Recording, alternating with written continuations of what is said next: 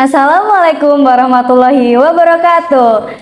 Hai Sobat Skanilan, welcome back to Podcast Adigana.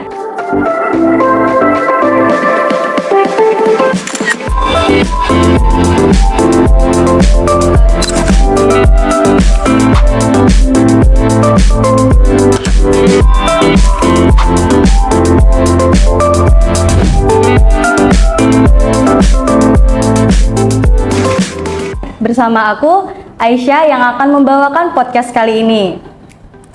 Di episode kali ini, kita bakalan ngobrol-ngobrol seru nih bersama narasumber yang merupakan bagian penting di SMK Negeri 9 Semarang, yaitu Kak Galuh, Ketua OSIS SMK Negeri 9 Semarang. Halo Kak Galuh. Halo Dek Aisyah. Pembahasan kita bakalan seru nih, gimana perasaannya setelah terpilih jadi ketua OSIS, cerita di balik prosesnya, sampai pengalaman seru menjalani jabatan ini. Buat kalian juga nih yang merasa penasaran di dunia organisasi atau merasa ragu masuk ke dalam organisasi, obrolan kali ini seru banget buat kalian nih, ditonton sampai selesai ya. Oke, tanpa lama-lama lagi kita masuk ke obrolannya. Oke nih Kak, pertanyaan pertama nih Kak, yang masih ringan-ringan aja dulu Kak. Bagaimana sih Kak perasaan Kakak setelah terpilih atau resmi menjadi ketua OSIS? Jujur, setelah saya pemilos, perasaan saya campur aduk. Karena setelah kita orasi, di situ tuh kita bakal dimasukin ke dalam ruangan. Di ruangan tersebut kita nggak tahu nih di luar mau ada apa. Mereka yang memilih ada berapa, ke siapa, itu tuh kita nggak tahu sama sekali Dek. Jadi kita di dalam situ bener-bener yang bingung banget.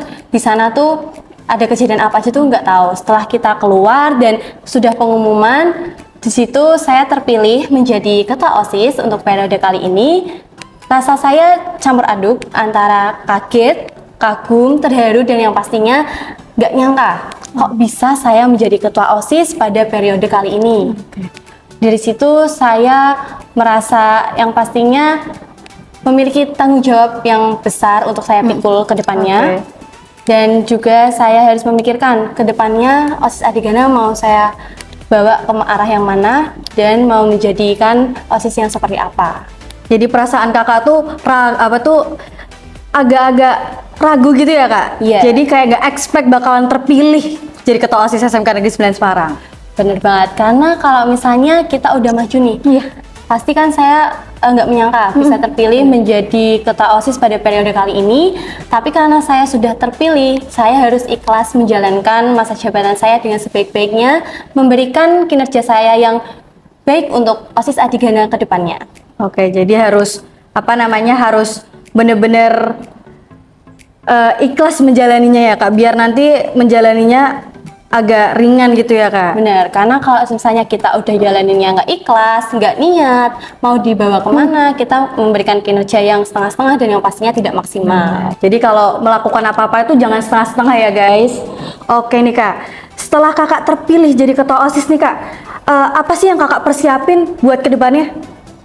Yang pastinya setelah saya terpilih menjadi ketua OSIS pada periode kali ini, saya merembuk dengan wakil ketua OSIS saya. Di sini saya ingin membawa OSIS Adigana kemana, dan yang pastinya saya sudah merancang berbagai program kerja untuk kedepannya. Habis ini saya juga memikirkan saya menjadi pemimpin yang seperti apa. Saya memiliki metode dan cara sebagai pemimpin yang baik untuk OSIS Adigana, yang pastinya agar kinerja kita tetap maksimal dan program kerja terlaksana dengan baik. Itu tuh Kakak membahasnya tuh dengan wakil saja atau dengan sekbid-sekbid yang lain? Yang pastinya yang pertama saya berembukan dulu dengan wakil ketua OSIS saya. Saya bertanya dan beliau juga memberikan saran-saran kepada saya, dan setelah itu baru kita membicarakan hal-hal yang sudah kami persiapkan dengan 6 inti kami yang sebelumnya maju sebagai paslon juga. Setelah kita berbicara dengan mereka, baru kita memberikan arahan kepada adik-adik kami atau teman-teman seangkatan kami yang merupakan pengurus OSIS Adigana juga, untuk memberikan program kerja apa sih ke depannya yang bagus untuk OSIS Adigana untuk siswa-siswa SMK Negeri 9 Semarang, dan mereka membutuhkan program kerja yang seperti apa. Dari situ kita memberikan ruang kepada setiap sekbid untuk memberikan program kerja dan saran serta masukan dari mereka, program kerja apa yang relate untuk OSIS Adigana dan siswa-siswa SMK Negeri 9 Semarang.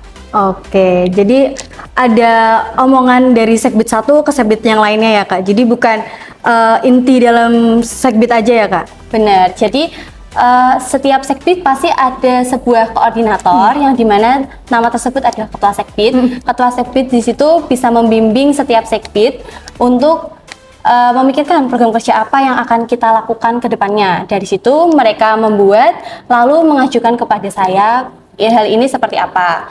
Lalu saya memberikan masukan dan saran. Dari situ pastinya saya memberikan yang terbaik untuk mereka, dan pasti setiap sekbid sudah memilih resiko dan hal apa yang akan terjadi jika melakukan program kerja tersebut. Oke, gitu ya Kak kalau oke. Untuk selanjutnya nih Kak, apa sih yang Kakak dapetin dari selama Kakak menjalanin jabatan ini? Pengalaman berharga apa yang Kakak dapetin? Untuk pengalaman berharga yang saya dapatkan, yang pastinya saya senang karena diberikan kesempatan untuk memimpin OSIS Adigana pada periode kali ini.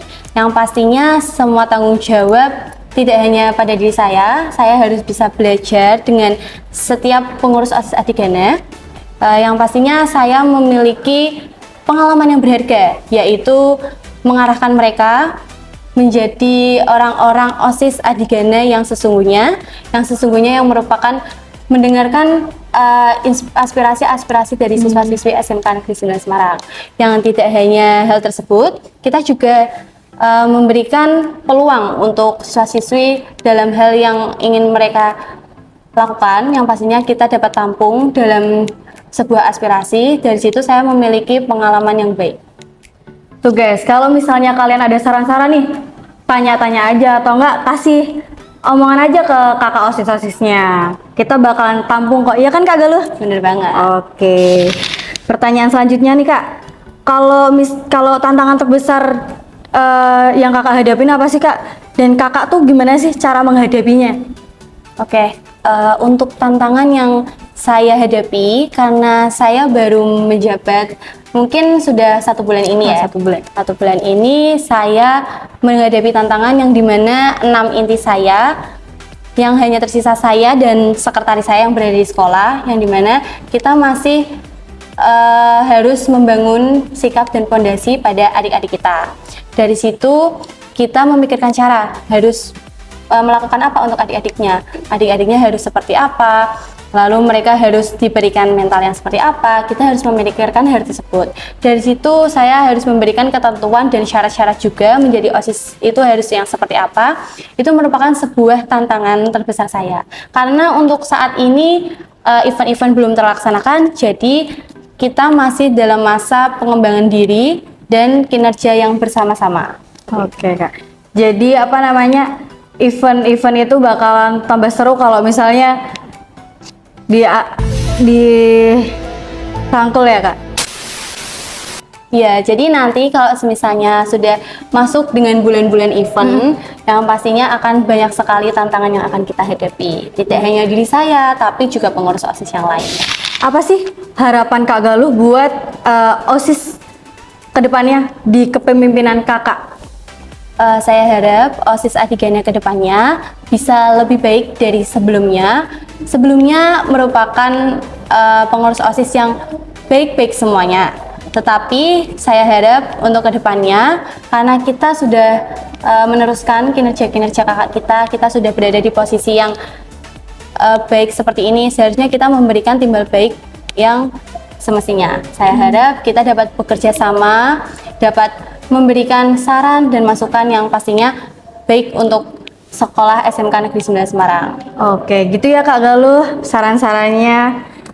Oke nih Kak, kalau pengalaman apa sih yang Kakak bisa sampein buat ketua OSIS selanjutnya periode saya? Jadi nanti kalau misalnya kalian sudah kepikiran nih mau jadi ketua OSIS kedepannya, ingin menjabat, kalian harus memikirkan diri kalian mau menjadi ketua OSIS yang seperti apa.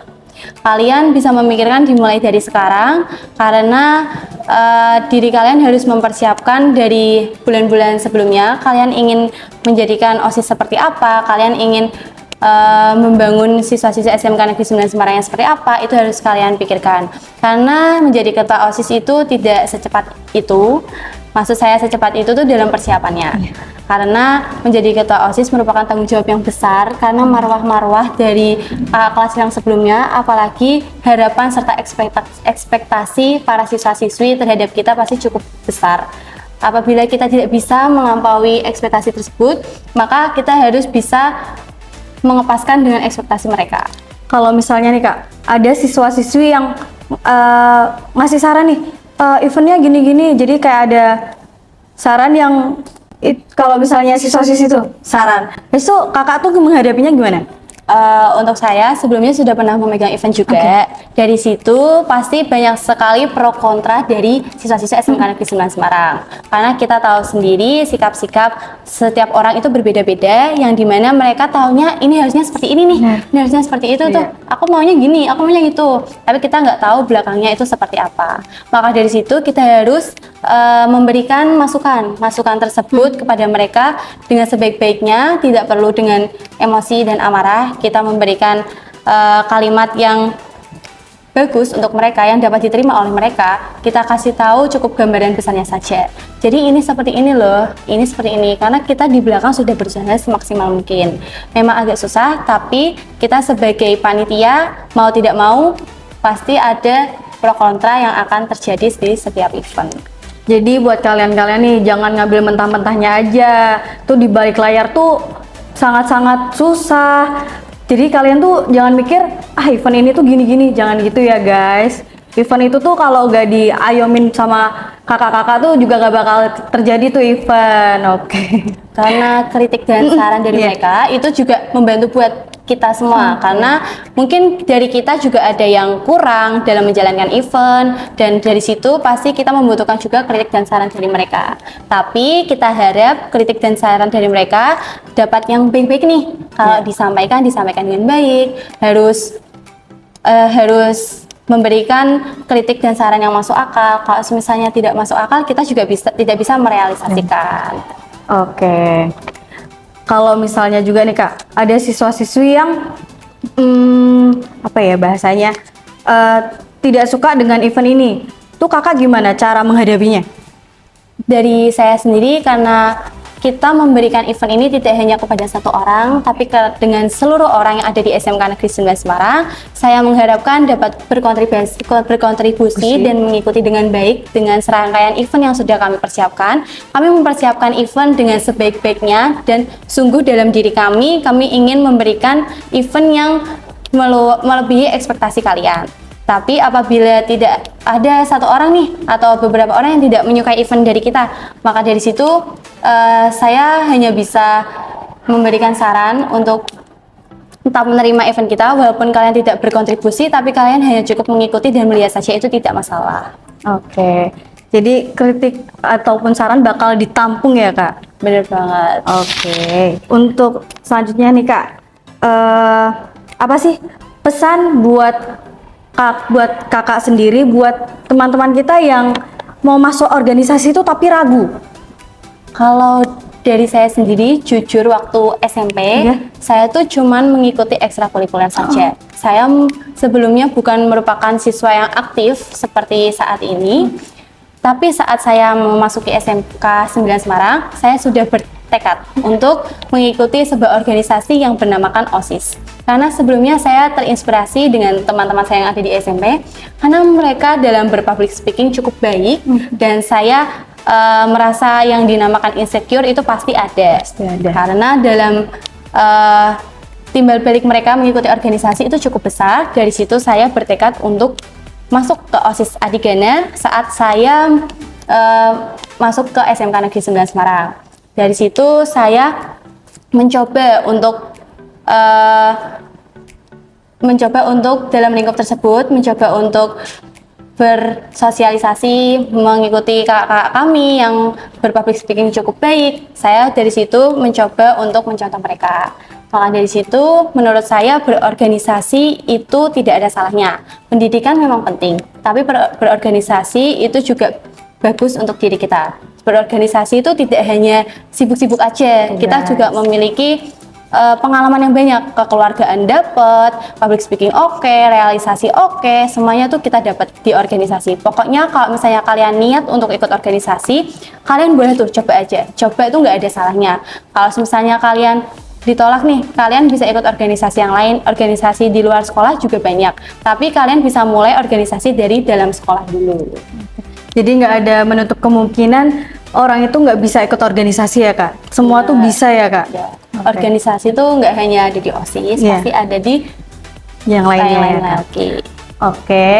Tuh kalian kalau misalnya masih ragu nih, coba deh kalian coba lagi. Pasti tuh nggak ada buruknya kok kalian mencoba hal yang baru. Karena tuh masuk organisasi tuh relasinya tuh banyak banget guys.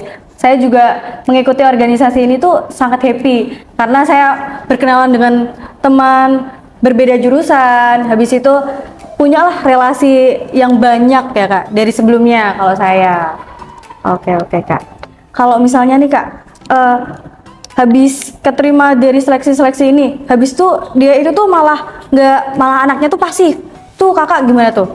Apa namanya? Sarannya buat orang kayak gitu?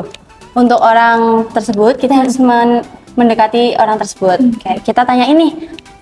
Kamu ada apa di OSIS? Kamu ada apa di organisasi ini? Ada nggak yang mau kamu ungkapin secara terbuka aja? Kalau enggak, kalau kita tidak bisa berbicara secara terbuka, maka dari situ kita bisa berbicara secara empat mata, yang dimana kita tanya, kamu tujuan pertama kamu masuk organisasi ini tuh apa sih? Kenapa kamu nggak mencoba untuk aktif? Kita kalau misalnya kita tidak memberikan peluang, pasti kita memberikan peluang. Kita pasti sebisa mungkin menyamaratakan adik-adik kita untuk aktif dalam organisasi. Yang dimana kalau misalnya kalian pikir-pikir lagi deh, kalau misalnya udah masuk organisasi ini, kalian tuh mengalahkan orang-orang ribuan yang ada di luar sana. Kalian harus pikir kembali, kalian udah masuk, kalian udah bertekad mau jadi yang seperti apa. Kalian harus bisa menjadi pengurus-pengurus yang aktif. Aktif itu tidak hanya timbal balik kepada diri kita sendiri, tapi untuk siswa-siswi yang lain. Nah, nggak kerasa nih obrolan kita dengan Kak Galus sampai hari ini.